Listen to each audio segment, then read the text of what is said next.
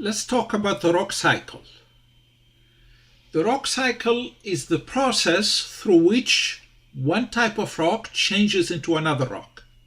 And usually we use a graphic similar to this to indicate or to speak of the rock cycle.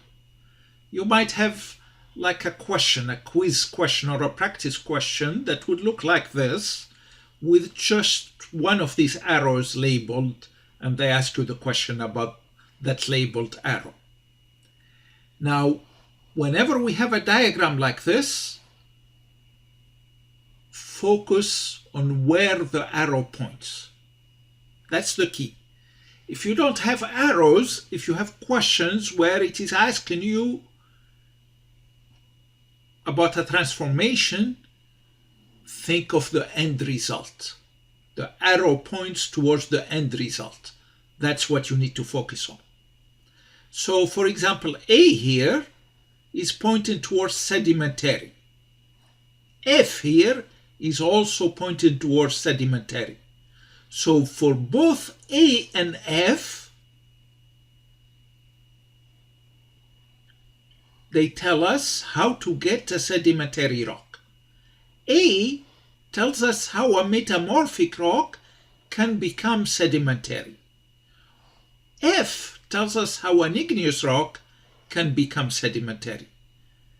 But in either case, since the final result is sedimentary, for either one of them to become sedimentary, we need weathering, erosion, and deposition. That's what we need to focus on. Let's look at the other case. For example, metamorphic here. Which arrows point towards metamorphic? B and C. You look for where the arrow is pointing. That's our outcome. That's the resulting rock, metamorphic.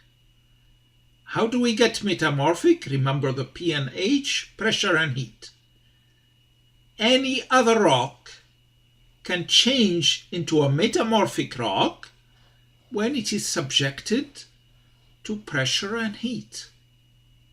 So if we take an igneous rock, if it is sucked underground by an earthquake and it is subjected to pressure and heat, it will become metamorphic. Same thing for a sedimentary rock.